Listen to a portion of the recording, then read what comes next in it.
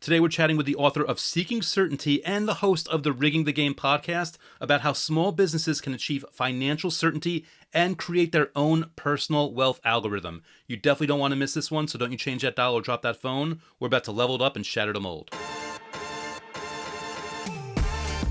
Question. In a world where groupthink is the norm, others want what you've earned, and thinking for yourself will get a target painted on your back, how do you flip the script and level up your business, your money, relationships, your health, your status, and your life?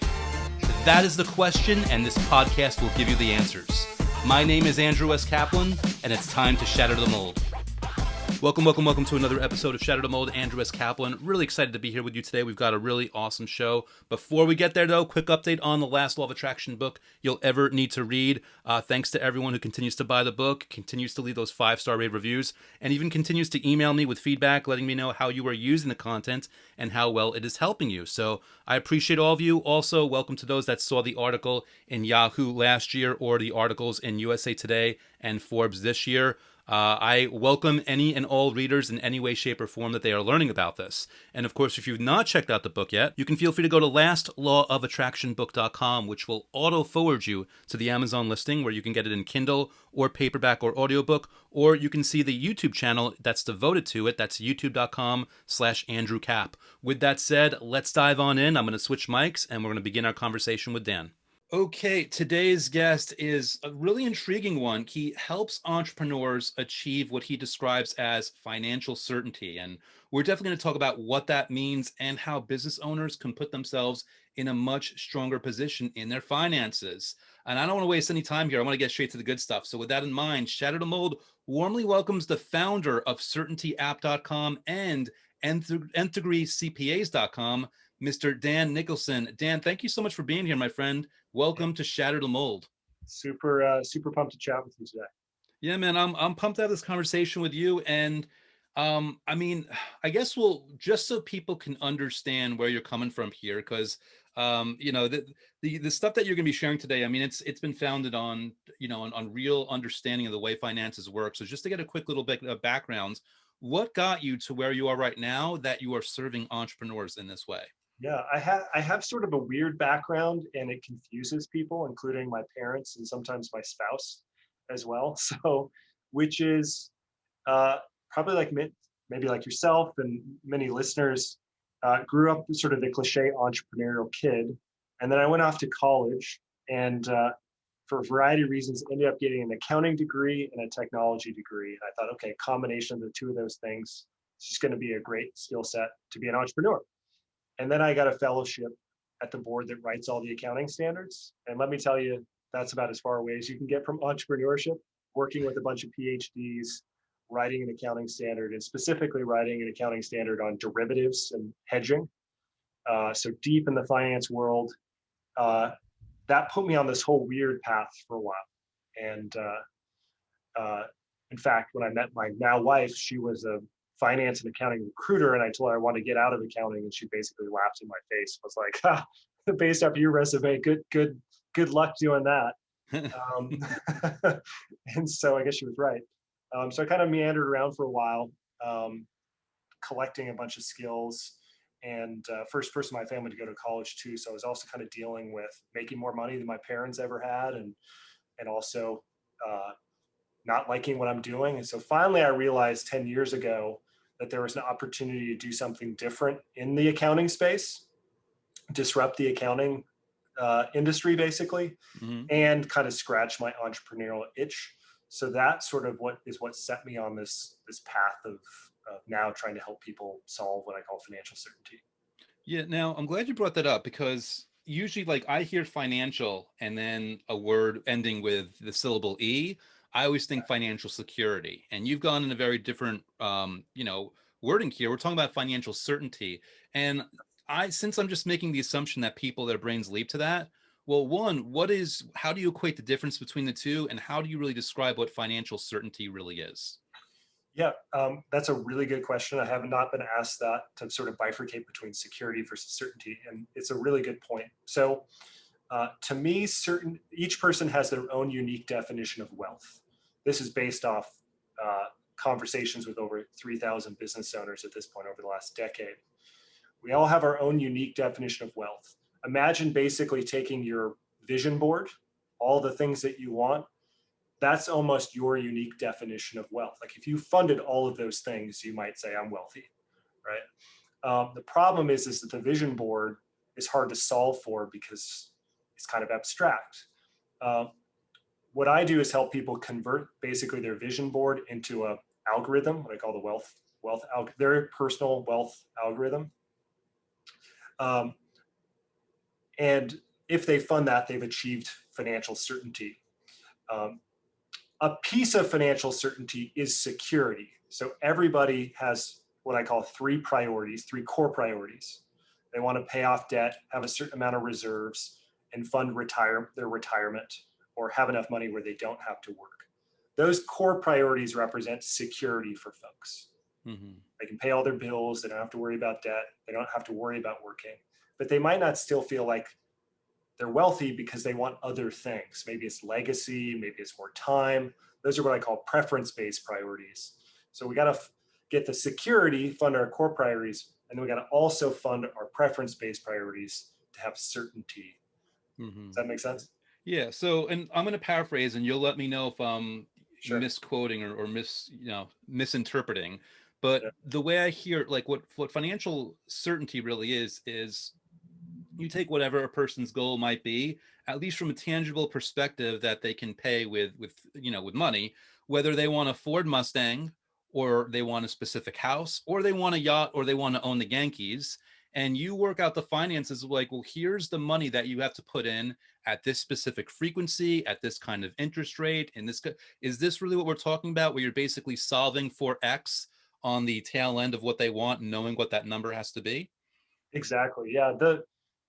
The dynamic complexity of, say, someone's vision board is that it cannot be solved unless you put a dollar value to each of those items and a date. Mm-hmm. When do you want to achieve it by? Once you put a dollar value and a date to each of those things, then you can begin to solve for, are you making enough? Do you have enough in assets? So if we put each of those items, a dollar value and a date, and then we look at your current assets and your current cash flow, we can calculate basically, are you making enough to hit all those objectives? And if not, how much more do you need to make? Right. And I'm making an assumption that obviously this is one of those things where the fluidity is that, if they get a raise or if they start a new company and they go either, backwards or forwards in their money situation, the algorithm adjusts and all of a sudden they are making new decisions on their end goal based on the resources they currently have in that moment. Yeah. Right. And you made an app around this. Let me know if I'm misphrasing. It's a certainty app, right? Yep. It's called the Certainty app. And part of what it does is it takes your unique wealth definition, sort of your vision board, and it solves it for you. It tells you, based off what you've listed now, can you achieve those priorities? If you add something new, if you change the date, add a bunch of different things, change your cash flow, it recalculates and tells you the impact. Did you get closer or further away?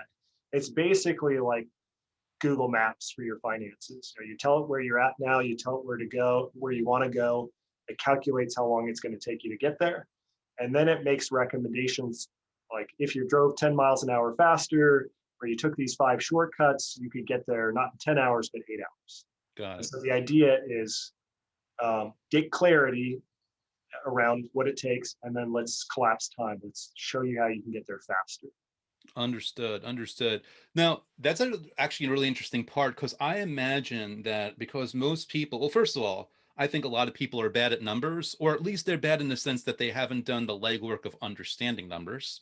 Mm-hmm. I also assume that people, based on a lower skill level of numbers, which can be correct in many situations, they're making poor decisions. So they don't understand that they can get somewhere faster because they really don't understand how or why their money can be directed. They don't understand compound interest. They don't understand things like that. Is that fair to say that a lot of people can't get there faster just because they don't know how, even if they have the resources? Yeah, the funny thing about finance, maybe not so funny, is that it's like almost everything else in the world is behavior based. Mm-hmm. Take, for example, the US tax code. If you're an investor, on average, you pay 0 to 20% tax. If you're a big corporation, you pay 25% or less. Individuals, 30 to 50%, small business owners, 40 to 60%. If you wanted to pay 0 to 20% tax, like investors, well, all you have to do is change your behavior. Behave more like the investor does, or behave more like the big corporation. You can access all those same benefits. Hmm. Um, so finance, it's like marketing, it's like operations, it's like HR, it's behavior based. You just have to understand how the system works so that Right. you can rig it, basically. Once you understand the system, then you can modify your behavior to get the outcomes that you want.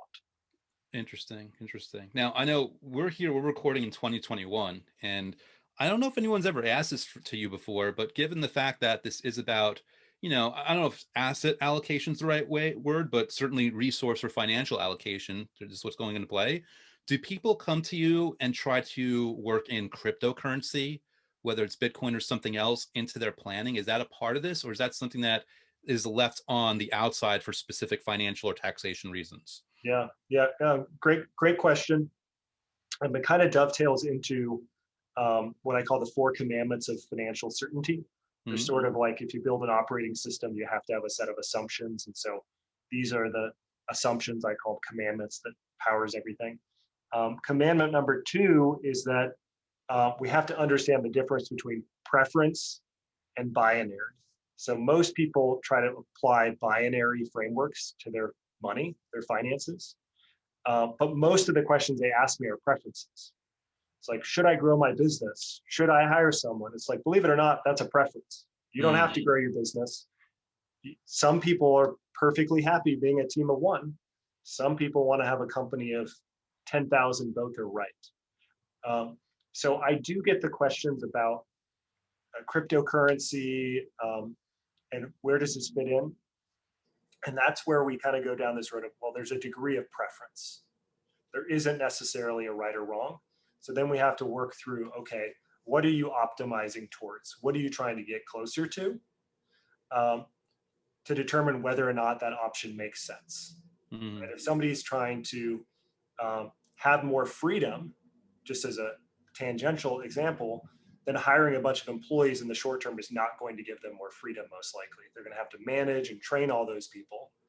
So if you're trying to invest, if you want to invest in cryptocurrency, for example, um, and your number one preference or priority is that you want to buy a house in the next 2 months, then that's probably not a great idea because there's a lot of volatility in the crypto markets. And you Yeah. could go from having a down payment to not having a down payment. Mm-hmm. You Yeah. might go from having enough to buy the house outright, but Yeah, two months, even like 5 years. There's no way to predict 5 years with the way things are going to go and which are going to be the winners and the losers. At least most people that, unless they've done like heavy research, and even there, you can't be 100% sure, right? yeah, and that's where the dynamic complexity is, and where people run away from the numbers is that they want to be able to Google it. Should I invest in cryptocurrency? And they Mm-hmm. can't get an answer that actually works because it's not binary, it's preference. Should you invest in cryptocurrency? It depends on what you're actually trying to get closer to. Um, if you're just optimizing for net worth, then and trying to fund retirement, it's potentially a good strategy as part of your overall investment portfolio.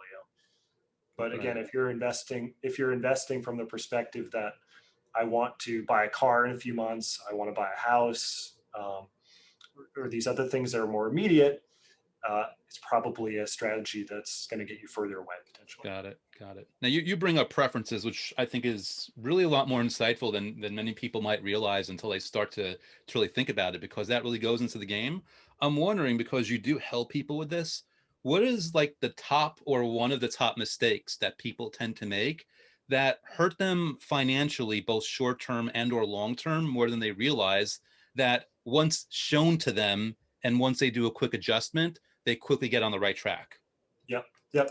Um, so there's a lot of kind of neuroscience that goes into what, if you're trying to rig the game to win from your finances. We are pre-programmed with a bunch of biases, um, where a loss aversion, for example, anchoring bias, There's something called the mental accounting bias. Believe it or not, the way we set up our bank accounts impacts whether or not we're going to make the right economic decisions. So there's a lot of biases that if we don't fight against those, we can set up the structures to ensure that we win consistently. That's really part of financial certainty. Let me get the right structures in place so that instead of opting out of bad things happening, you get to opt in to the bad thing happening. So most people's finances are set up in a way where they find out that they're out of money and then they have to do something about it, rather than having some sort of control, some sort of system that's like, hey, if you do this, here's the consequences. Do you want to proceed? Does that make sense? Yeah. The most common trend, and again, I'm a data guy, did that research fellowship thing. Something I call the highest month paradigm. And I've consistently observed this over thousands of businesses, that the business is at the highest risk in the month that's their highest month in revenue ever, and it represents a milestone for them. Wow. Okay. So if, for example, you're trying to get to 7 figures and you get to your highest month in revenue, and when you annualize that, it annualizes to 7 figures, and so that's a milestone for you. Well, now human behavior, loss aversion kicks in. You've told the world you have a 7-figure business. You never actually had a 7-figure business, but loss aversion kicks in. In the 3 months that follow, people decide they're going to scale their business because they have a 7-figure business. They hire a bunch of people. They invest in a bunch of marketing. They do all these things to ensure that they have this mythical 7-figure business that they just got there through millionaire math. And then they find themselves in a pit of despair. And that's the highest month period. So you got to have the systems controls doesn't mean you shouldn't scale, but how do we know when to pull back? How do we know how much we can truly invest? So what I'm hearing from you here, it's just like really interesting, because even as we're talking, and you'd probably first to admit it, and by nature, and it's how you're successful. I mean, you're a zeros and ones, data driven guy, because you want nice, predictable things to help people. But it sounds like within the confines of that, or even outside of the confines of that, you help people with their self-awareness. Because this, as an example, we tell stories based on different data, and we tell stories based on our best month in business or based on our worst month, and then we make decisions on that rather than looking at the whole picture. So it sounds to me like part of this process of what you're talking about here, of terms of certainty, which I think it's a really good word as we have this conversation, financial certainty, in that you're actually looking at what's real, what's really happening, versus a story that can be told on a portion of the data that could lead to either catastrophe or certainly something, on a downtrend if someone isn't careful and they're not aware or self-aware of their biases, or of the way they can tell these stories, or the way they can point themselves in a wrong direction without meaning to. Is that a fair way to say it? It's a fair way to say it. And I learned of this bias called the GI Joe bias. And it changed a lot of my not my thinking, but caused me to add an additional step to my almost every process. And I consider myself, like most people, very few people say I lack self-awareness. Everyone's like, they'll call other people out on their lack of self-awareness, but they assume that they have. It's their favorite thing to do. So the GI Joe bias says that even if you know about all the biases, you're still subject to them. And even if you know about that, you're still subject to it anyways. In other words, there's no way of avoiding it. You have this, you think about fight or flight. We make, on average, 6,000 decisions per day. Like, should I move my hands? So I'm crossing the street. How do I make sure that I don't get hit by a car? Yep. All these little quick, we don't even think about it. And that's the system 1 part of our brain. And the system 2 is like doing math equations and writing a book. And it's the really conscious part of our brain. The system 1, and this is from a book, Thinking Fast and Slow, the system 1 is the one that's subject to all these biases. I mean, it kind of has to be. How do you make 6,000 decisions in a day unless it's operating at like a really rapid pace, right? Yeah. So long story long, rather than fighting against the biases, if you want to rig the game to win, assume they exist and then build the system around that. Got it. So Got it.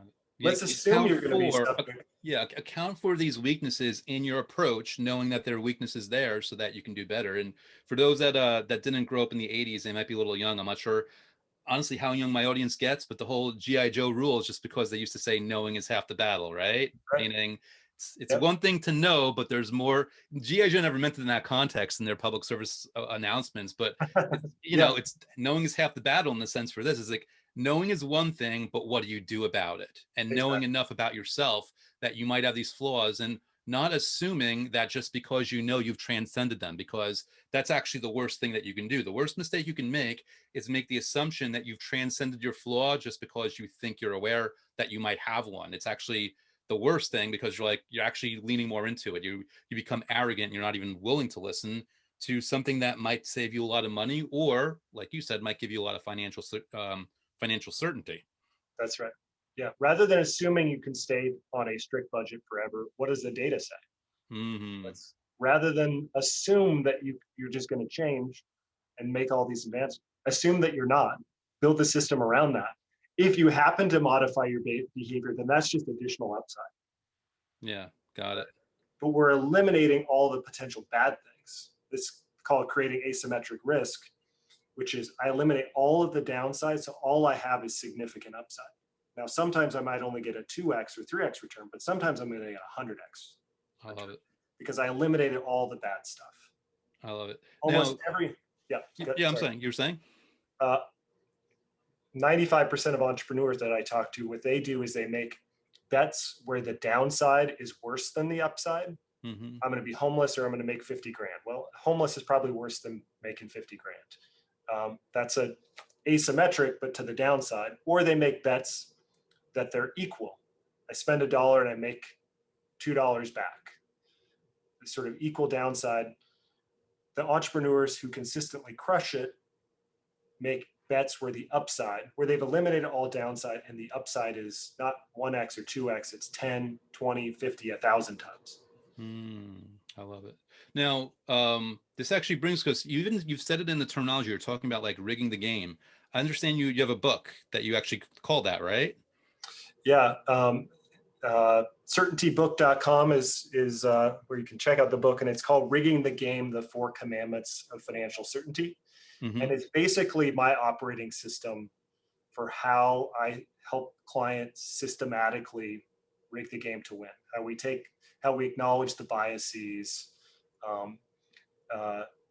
and set up the systems, processes, sort of mechanically to make sure that you consistently win, that you get the outcomes that you want.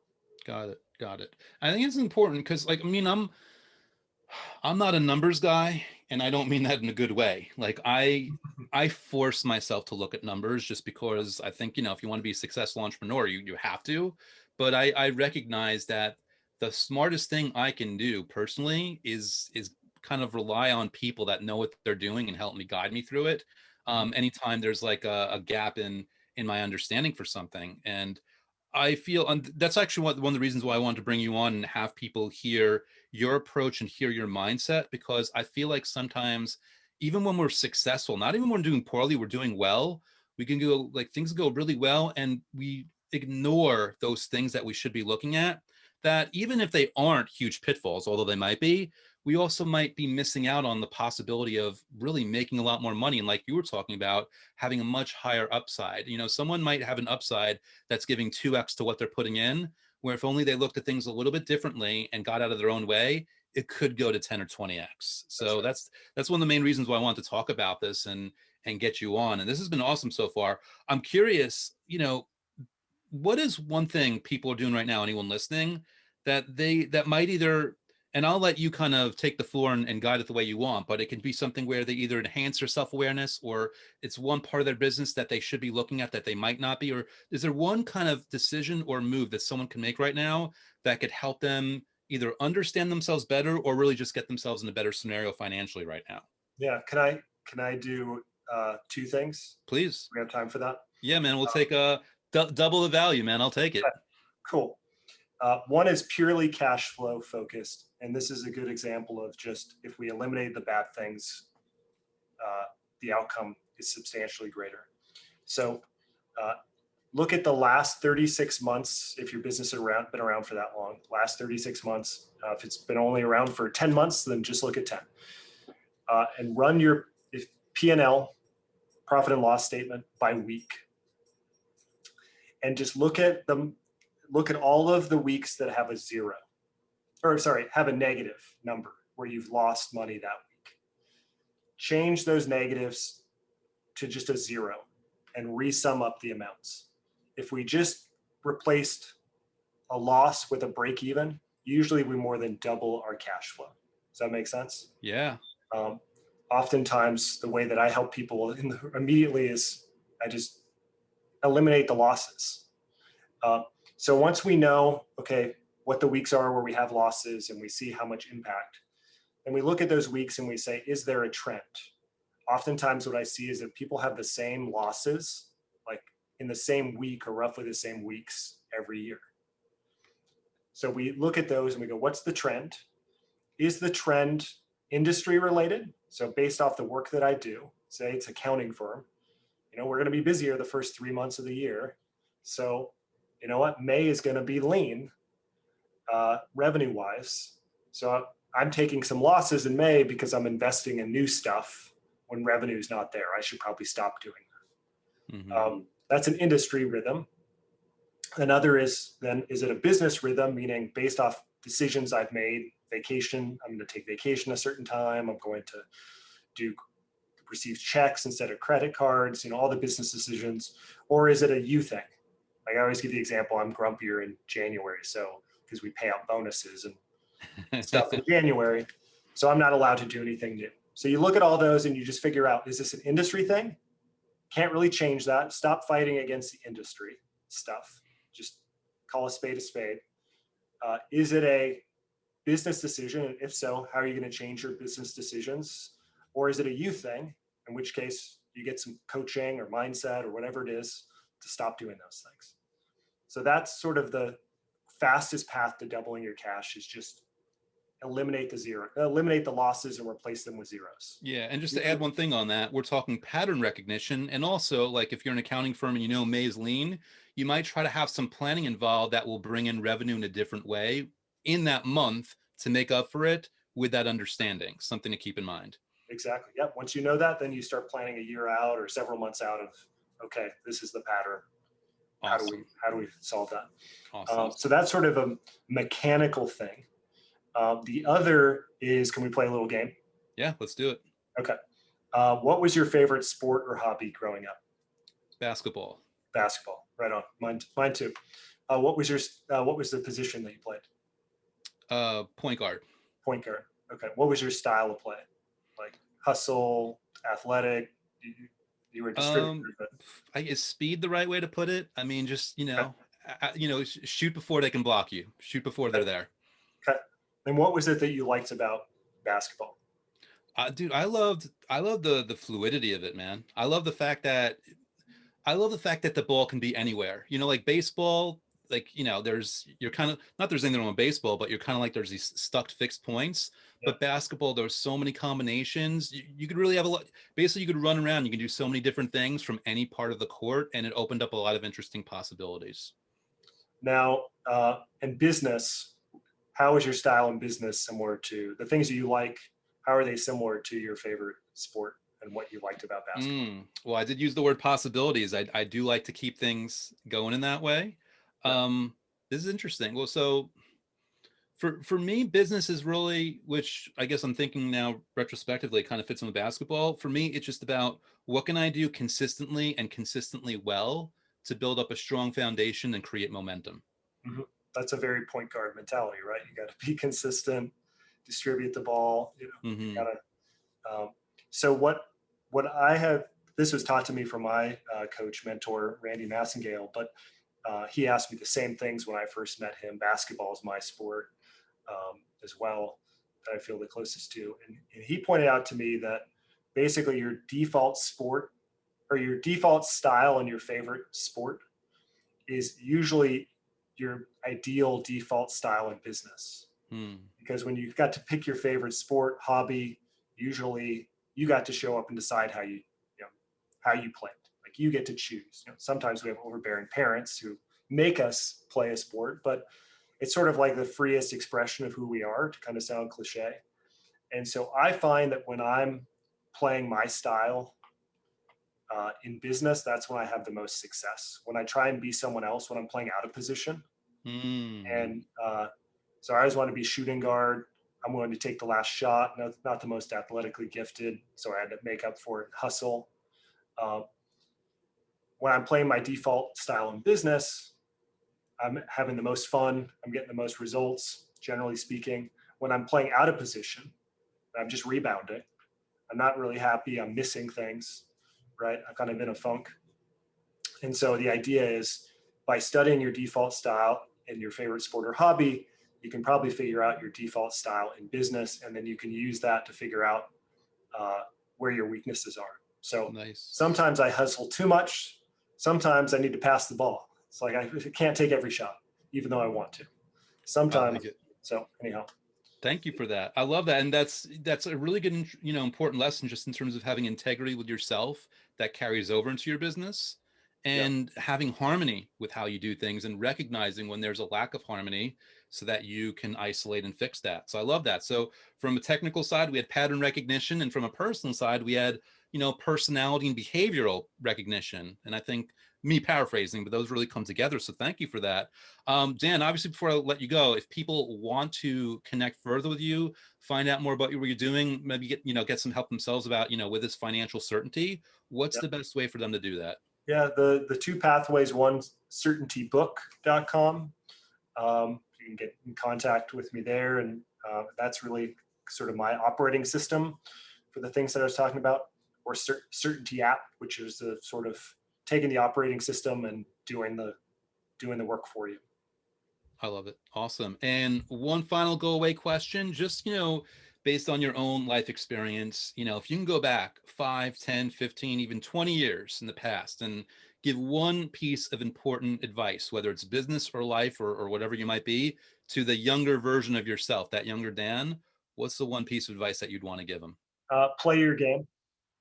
So I look at the failures that I've had in my career and in my personal life, and it was usually because I was playing somebody else's game. I love it. Mr. Dan Nicholson, this has been really awesome, really intriguing. Thank you so much for coming on and sharing this insight. Thank you for helping me. I mean, give me a new look at even how I'm doing things. And we all like to think that we're doing them the right way, but we could always do them a better way. So you've taught me a few things, and you've given me a few new ways of looking at this. So thanks so much for coming on, man, and just giving me your perspective, your expert perspective. I really appreciate it. Yeah, thanks for having me on. My pleasure. Thank you again, Dan. That was an awesome interview. I really appreciate you coming on. Guys, you want to check out certaintybook.com or certaintyapp.com and see what Dan's up to. I highly recommend learning more about what he's got going on. As you can see by this interview, he really knows his stuff. And while I'm giving you reminders of websites to visit, feel free to go to lastlawofattractionbook.com if you want to check out my book, The Last Law of Attraction Book You'll Ever Need to Read, or you can head on over to youtube.com/AndrewCap. And if you want to check out the YouTube content devoted to the book. And of course, those links that I gave you for Dan will also be available at shatterthemoldpodcast.com, where his episode resides, along with the video YouTube description if you're watching this in video format. With that said, thank you as always for being here. Stay tuned. We've got more awesome guests on the way soon, and I will see you next time. Thank you for listening to Shatter the Mold at www.shatterthemoldpodcast.com. My name is Andrew S. Kaplan.